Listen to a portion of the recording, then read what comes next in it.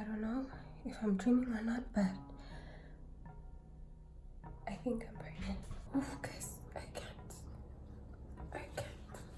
Hi guys, welcome back to our channel. This is your girl B, and your boy Aki is currently at work. As you can see from the title of the video, this is gonna be a very, I don't know, emotional video. So for some of you who don't really like watching these type of things, then I suggest that you click out. I just wanted to come on here to briefly talk about our miscarriage, because as some of you know, last year in 2019 we had unfortunately a miscarriage. We lost our baby, so that's what I want to talk about, because we promised you that we're gonna touch base. And I know I got a lot of questions on my Instagram and on here about how we coping and all of that stuff. How do you cope, and how did the miscarriage happen, and blah blah blah, and all of that stuff. So that's what I'm gonna talk about. So let's get straight into the video. So Aki and I, that month, we basically decided, okay, let's try.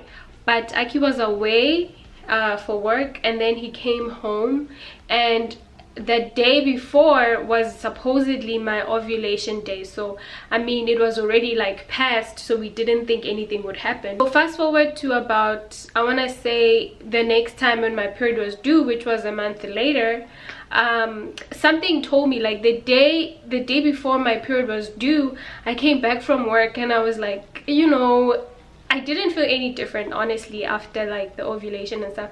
I didn't have any cramps, implantation, bleeding, none of that stuff.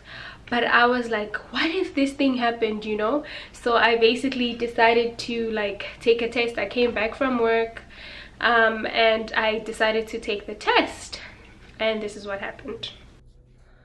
I'm shocked. I don't know if I'm dreaming or not, but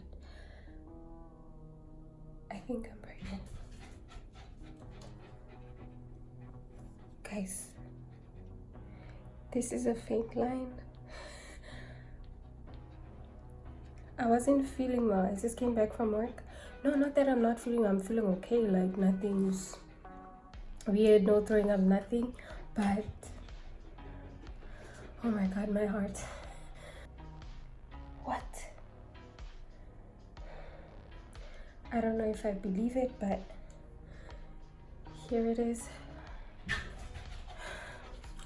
I don't know how to feel. If I wanna cry. No, I'm gonna wait for tomorrow morning. So as you guys could tell, I took the test, but I wasn't sure. I was shocked. So I was like, okay, you know what? I'm gonna sleep and then wake up in the morning and see if I can take another test in the morning, just to make sure, you know, because you know, first morning pee is always more accurate.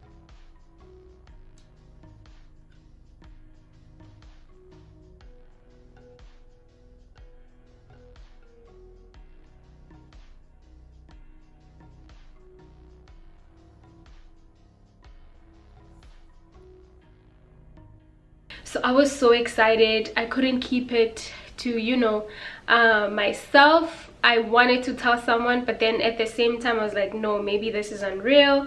So I was like, okay, you know what, I'm gonna plan a whole thing of telling Aki and blah blah blah. So anyway, went to work that day, everything was normal, continued on with my weeks, my days, and I saw my friends. I didn't tell nobody, but I was also planning to tell Aki. How do I tell Aki? Should I just call him and tell him, or should I wait till he comes home, which is gonna be next week? That's far, guys, like a week. I cannot. I need to tell someone. I can't tell my friends. I was so excited. I was like, oh my god, I don't know how I'm gonna tell him. He was eventually gonna come home. So anyway, the weeks went by, the days went by, and then I was with my friend Bentai, which you guys know, and we went to Nando's, we went to a winery. This was now the day before I had a miscarriage. So when we went to, no, we didn't go to a winery actually. we went to Nando's because they're like, oh, you need to try Nando's, blah blah blah. And then we got to Nando's, and Binta and I drink and we love wine. She's like, yeah, let me order a bottle of wine. I'm like, no, I don't feel like drinking, I'm trying to detox, you know, the whole lie, I'm trying to detox, blah blah blah. So anyway, we ordered food, we ate. I was so excited. I think she suspected something, but I'm not sure. And then after we went to Nando's, we came back to my house, we went down to the pool, and you know, we took like nice bikini shots. The whole time after I had found out I was pregnant, I was peeing so much, because you know, that's like one of the symptoms when you find out you're pregnant, to pee a lot, especially in the first trimester. So I was peeing like throughout the nights, like oh my god, all the time. And I'm like, oh my god, I'm peeing so much every day. But for some reason that night, like I went to bed, everything was normal, like didn't have cramps or anything. I didn't have any symptoms, I didn't pee like usual, blah blah blah. And then I remember the morning I woke up to go pee, my usual time, and I was supposed to go to work that morning. When I tell you I took off my pants, guys, this is TMI, and all I saw was blood, like so much blood. I wear panty liners, so luckily I had a panty liner, but it was full of blood. I couldn't even, guys, it was crazy. And I had like large clots while I was peeing, like the clots were coming out.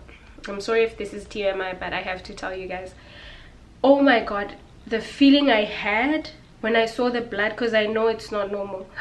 My heart was like pumping, like guys, I didn't know what to do, and I started crying. But like my mom-in-law is here, and I'm like, oh my god, she's probably still asleep, I don't want to wake her up. And then I just, oof, guys, I cannot tell you that feeling of, yo, that moment, like when you realize, like, oh my god, because I just knew.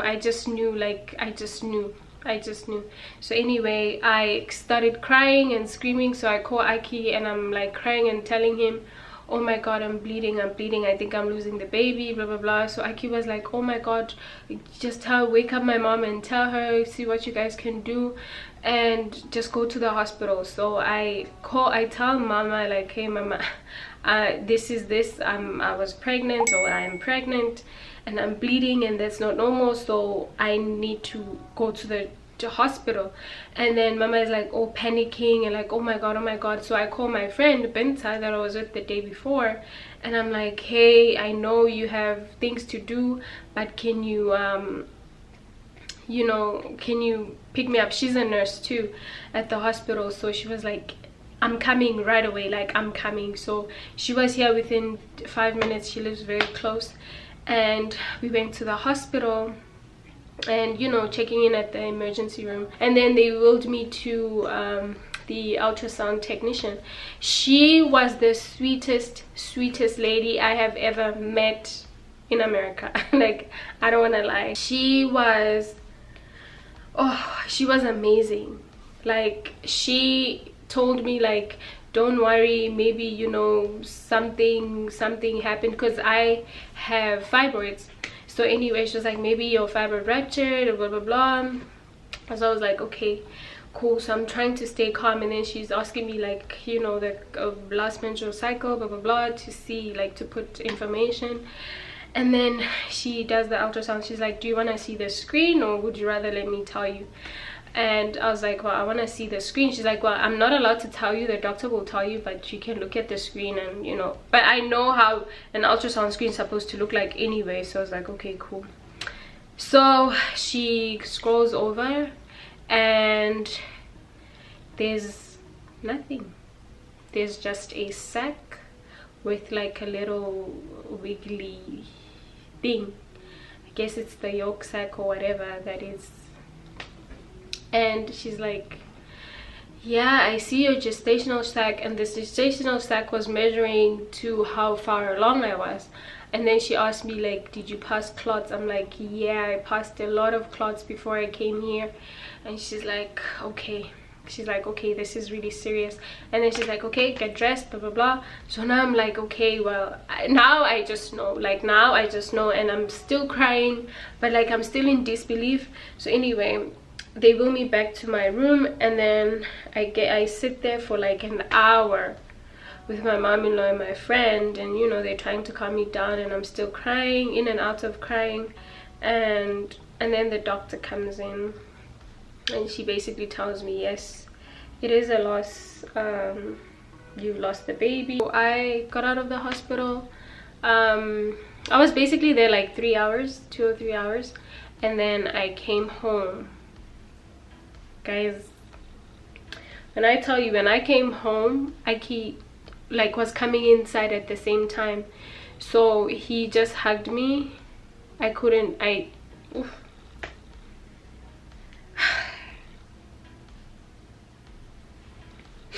I just couldn't, like, I just couldn't believe it. So I came in my room, in our room, and I just cried. I cried for a little bit, and then, you know, I had to go out because my friend was still there, and Aki's mom was making us the picture. Sometimes I just feel like, you know, like I see people who have kids and they treat their kids like shit, and I'm just like they're always like, I feel so bad for the kids. I'm just like, the people who want kids go through so much. Like, people go through miscarriages like me, or people are infertile, you know what I mean? And it's like why me? Like, you know what I mean? Like, what did I do? Like, am I not praying enough? Am I not, you know what I mean? Like, did I do something wrong? Because the day before I went to the pool, and I was like, maybe if I didn't get in the pool, you know, you start asking yourself, like, maybe if I didn't eat this, maybe if I didn't eat that. But I guess I'll never know. And unfortunately, I am 1 in 4.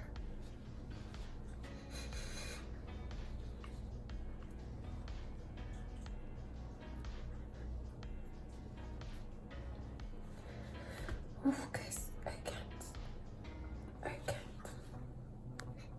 She made us like the picture, and then she was like, yeah, you should go relax. And then my friend had to go because she had a birthday party to attend, and Aki was like, yeah, just relax, don't think about it, you know. And you know, everyone tries to tell you everything's gonna be okay and blah blah blah, but you don't believe that everything's gonna be okay. So after that, I really had a good support system. I called my family, obviously cried on the phone, and then I just basically took a whole week off because I had to make sure I'm okay. I think a week and a half, I don't remember, but yeah, basically every day was cries and telling I crying. And you know, after that, like, it just made me feel like I was going crazy. And you know, going on Instagram or Facebook or whatever, and everyone is pregnant, everyone's having a baby, and you're like, why me? There's so many people that are going through this infertility, miscarriages, all of that stuff. And I want people to know, don't stop asking people when they're having babies, because what if they're trying? What if they've been trying for 5 years? You never know. It's a lot, guys. It's a very sensitive topic, and I didn't realize until I actually had a miscarriage, like, how important it is for people not to ask you those questions, because it's traumatizing. Because imagine if you have PCOS, imagine if you are unable to have kids for some reason, or you've had multiple miscarriages, you know what I mean? Like, it really affects you. So I just want people to know that, you know, everything happens for a reason. If you've had a miscarriage before, I honestly feel you. We are 1 in 4, and everything's gonna be okay. You will get your blessing. Just keep your faith, keep your strength, and yeah, guys, I think this is gonna be it for this video. If you have any questions regarding this topic, you can leave your questions down below. But you guys, I'm still praying till today for a good pregnancy. So far so good. The baby is healthy and I'm so thankful. Now the next stage, of course, of being nervous is, are we gonna make it full term? And if we do, is the baby gonna be born, you know, good and healthy and crying? So all of those things are still going through my mind, but I have faith and I'm thankful. And yeah, I guess that's it. Thank you guys for the support, and I'll see you again in our next video.